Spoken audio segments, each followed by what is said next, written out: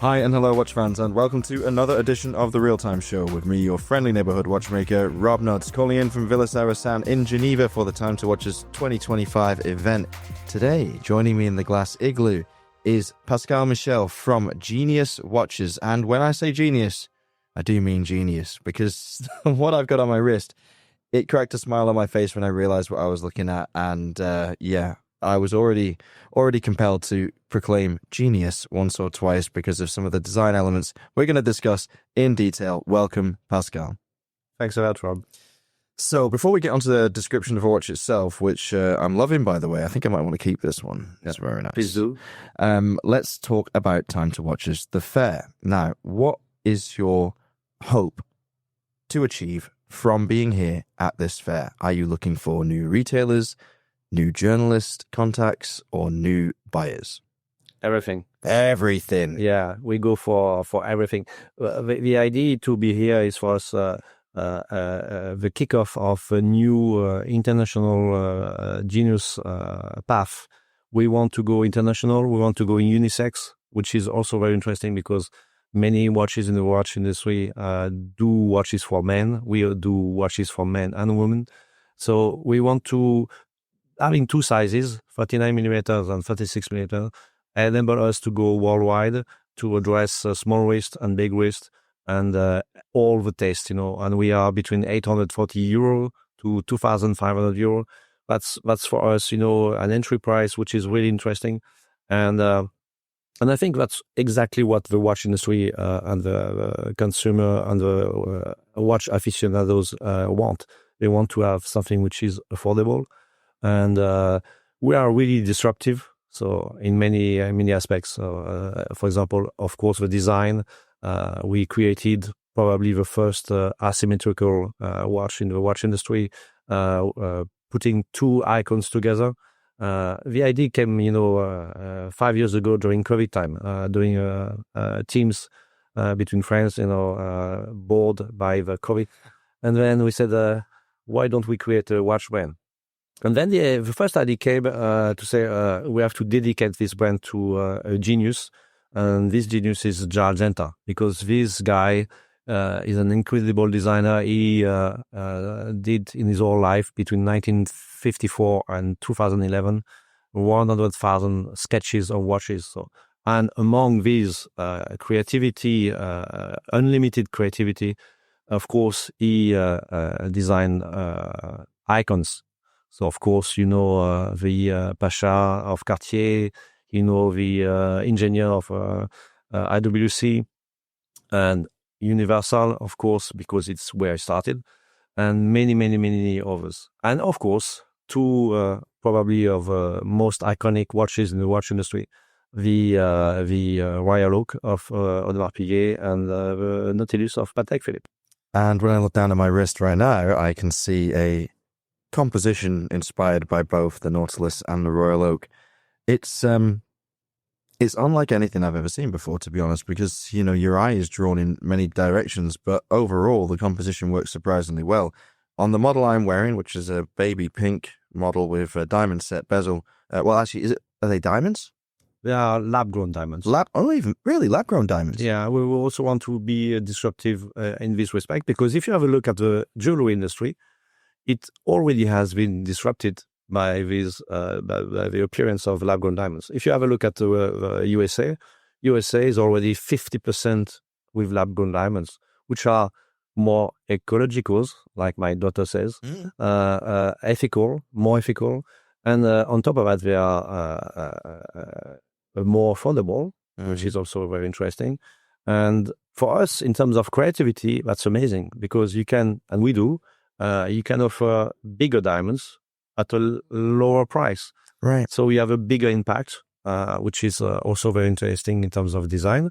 And so that's a novelty, one of the novelties we present at the fair Time to Watches. And we are really happy to be there, because we can, of course, meet the world, meet the retailers, meet agents, distributors. We can help us, to reach out to the final clientele. Other price. And of course, we meet you. So we are very happy. Oh, we're happy also. And the surprise in my voice there was because you told me what the price range of your watches was before we went on air. and I'd assumed, I said diamond set bezel because it's the natural response, but I'd assumed they were really CZ or crystal or something. I'm hugely impressed that they're lab-grown diamonds, because the price point of this piece that I'm wearing is 1,340 euro for a 36 millimeter watch on the silicone strap, and which is interesting, because if you have a look at what kind of watch can a lady buy on the watch market, and there is, the watch industry, and I know that because I've been working for Chanel, and I launched the G12 in 2000. So I know really well the watch industry from the feminine side. And if you have a look, there are very few brands which are really appealing for ladies, and especially below 2,800 euro. So if you want to buy a watch, for example, at 2,800 euro is the entry price of Hermes. But below, what happens? Where do you go? Do you go to Tissot? Very classical. Do you go to Longines? Very classical. And they do, because they have been doing that for so many years with natural diamonds. So a lady can, of course, buy a watch with diamonds, even if diamonds are a woman's best friend. But that's a question, What the watch industry has been driven by many men who are doing watches for men, and most of the time do a lady size, but it's only a smaller size. It's not something which has been thought for women. So that's about what we do. And when you speak about price, I think we want to make quartz really sexy again, because many brands have went away from quartz too much, to my mind, into mechanical. And quartz is marvelous. It's thinner. It's less expensive. Here you have a battery of 10 years. That's really, really appealing, and it's thinner. So everything together, I think both quartz and automatic have an interest in the watch market, and that's exactly what we offer. We offer both. We offer 2 diameters, and we also offer color. And color is also really appealing. But what's interesting as well is how we came to this watch. Because when we started the talk on Teams in 2020, so 5 years ago, we said, okay, we want to make a watch dedicated to Giorgenta. We had the name of a brand because, okay, we call him Genius, so the watch brand will be called Genius. But how did we come to this, And we came to this totally by hazard. One of the founder, who is a really talented designer, a watch designer, had a dinner with his wife, and then he decided to have a candle dinner, and then wear a tuxedo. Then he decided to wear a bow tie. And then, he decided, no, I'm not going to wear a bow tie. I'm going to make myself a bow tie. And since he's a collector, probably one of the biggest worldwide collector of Giorgenta, because he has 350 watches in his own collection, new personally, Giorgenta and his wife.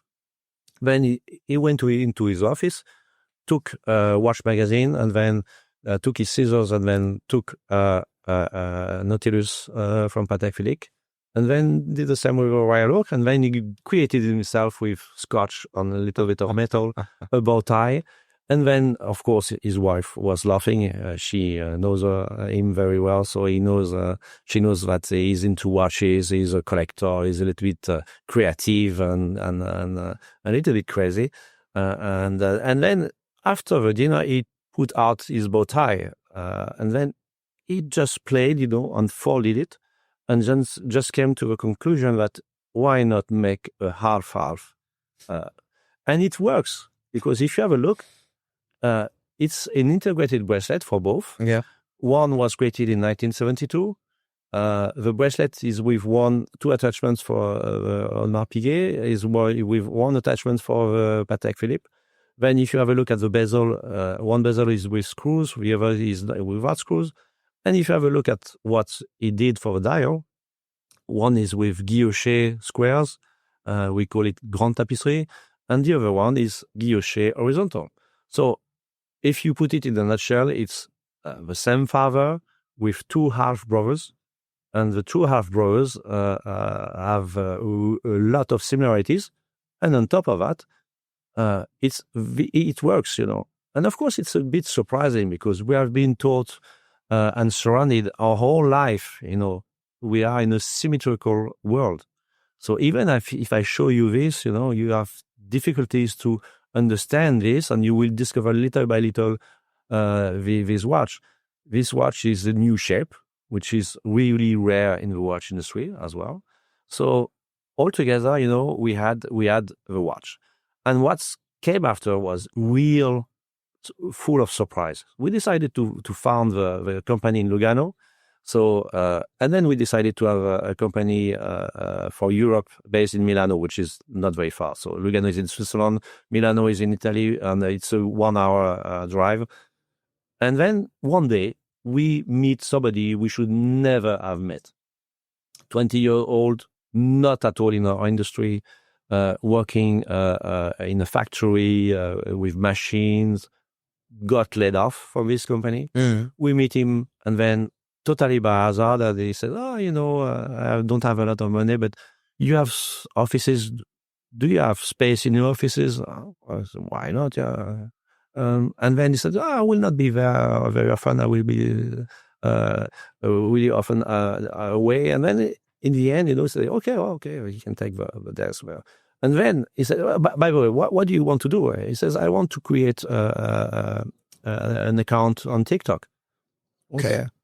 But, by hazard, this person, just 5 years after, is number one worldwide. And he has 162 million followers on TikTok, 2.2 billion likes every year. And on Instagram, he has 81 million followers. It's KB Lab. So he did photos with us. And then, it kind of pushed us like crazy on the digital world. And that's the start of the story. Well, look, there's a lot to digest there. And just to clarify to the audience, that basically, in a nutshell, the top half of this watch is a Nautilus and the bottom half is a Royal Oak. But funnily enough, when you look at it, because the bezel, it doesn't feel jarring at all. This is what Pascal was alluding to. It fits. Obviously, they're from the same mind, the same genius mind. But what we have here is, I would almost describe the shape of the watch as a shield. It feels like a shield, like a little bit like, well, no, the Hamilton Ventura was a sideways shield and much more pronounced and pointy. But this looks so natural, because even though it's asymmetrical from top to bottom rather than from side to side. And so it does feel like it fits on the wrist very nicely. You launched the J12. I did, yeah. 2000. You must have an inside track to my brain, because I love this watch. I know the one I'm wearing with the lab-grown diamonds is, supposed to be for ladies, but this is the one I go for. Maybe not the pink one, but I love this. I love the size. I love the lab-grown diamonds. I think it's superb. The J12 is one of my favorite watches of all time. I've actually got several, on my wish list, and currently a Mademoiselle in my to-buy cart at some point. And I don't know, you seem to just have exactly the same read on like aesthetic sensibilities. I'm really impressed. I can't believe that you gave rise to the largest TikTok person in the world. I'm going to go seek them out now. I need to download TikTok. Do you have TikTok yourself? I do, and we're a lot on digital world. We're on Instagram, we're on TikTok, we're on LinkedIn, which becomes a really powerful way to have a direct contact to our lovers. And we live in a crazy world, and the digital part is important. At the same time, we don't want to be only digital brand, and we want to work with retailers, and we do it very well. And it's very funny to say that we appeal to many high-end retailers, so where we should normally not be part of. And so we are kind of, in many shops, we kind of entry price of very high-end retailers who maybe sell Moser, Giacomo & Co, Omega, Rolex, or other brands much higher than what we are, because we retail at between 840 and 2,500 euro. So that's also the crazy thing about the world today. But we want to go both ways, digital and physical with retailers. And the good thing about the fair, because we also spoke about the fair at the very beginning, is that this fair enables us to really expand, we opened a retailer which is called eBillion in Canada, Toronto, and he's selling these brands, these high-end brands, and he's very interested by us because we have a kind of unique mix of men and female, and also a big dose of disruption. So he likes it, and it's affordable and colorful. I absolutely agree. It is disruptive and it is a whole lot of fun. I would really love the listeners to check out Genius. It's something I will certainly be spending a lot more time getting to know, and I can't wait to try on the other colours, which I will do tomorrow when I have some time at the fair, because it's brilliant. Pascal, thank you for your time. It was an incredible beginning of a story that I'd like to explore further on a full-length episode of the Real Time Show in the future, because it's just great listening to you talk and listen to you explain this brand, because it is something that put a smile on my face, and I needed that after a long day, so thank you. Thanks, Rob. Have a great day. Genius or madness, Alon, you weren't here for this interview. I am very, very curious to hear what you think about the Genius watches concept that takes Gerald-Genter's most iconic designs and marries them together rather forcefully, one on top, one on the bottom. Yeah, I have to admit, despite my better judgment, I really liked it.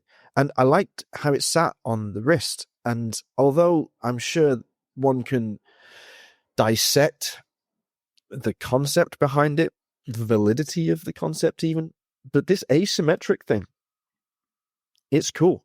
What do you think?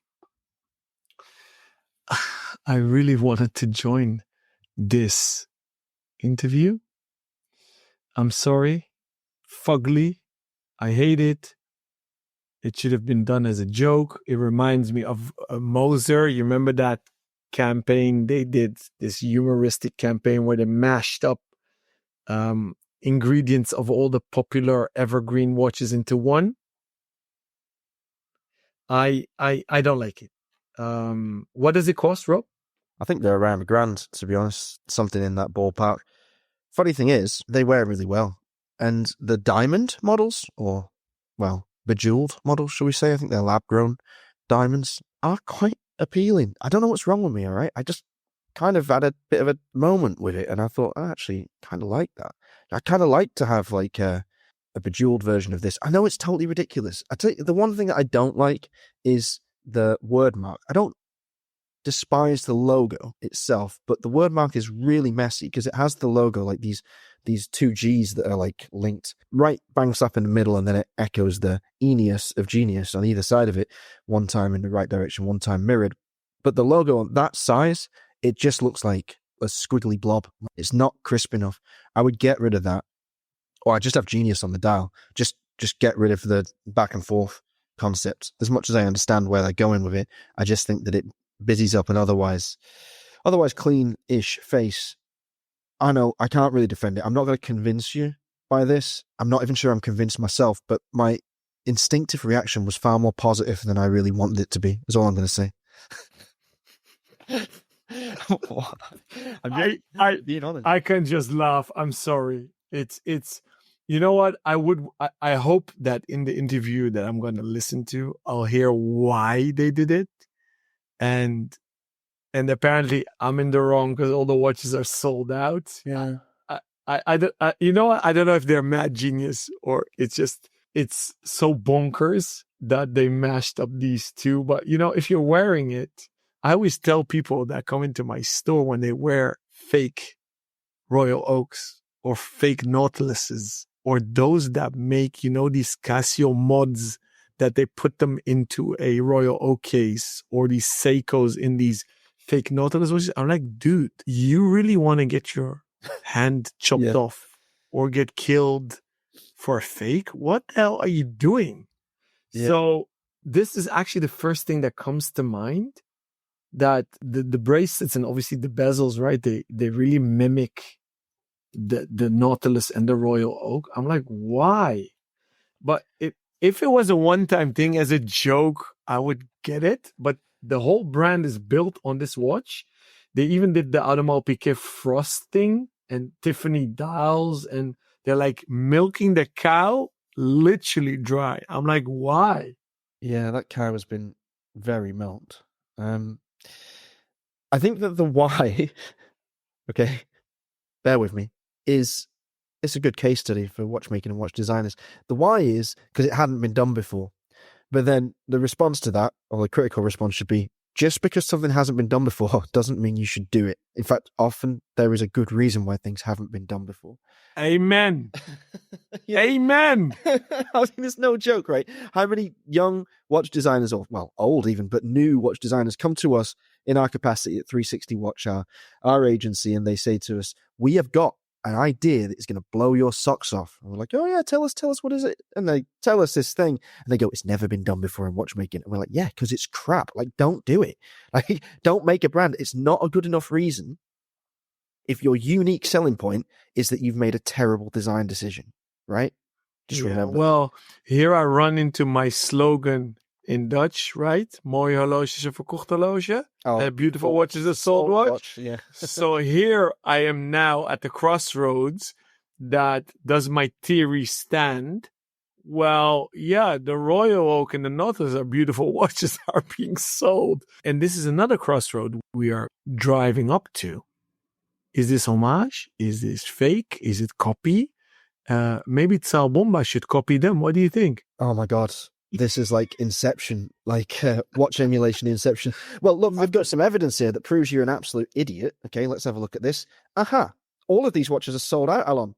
So, well, yeah. there you go. So the joke is on me. Yep.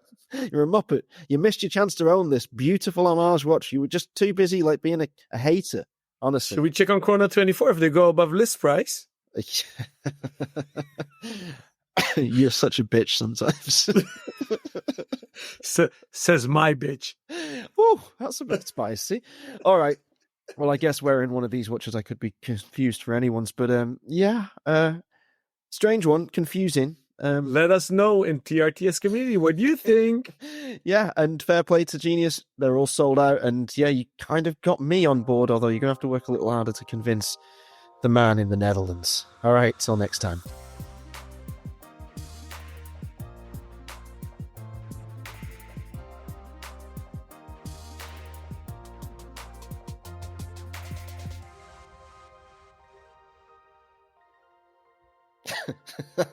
That was good quality content.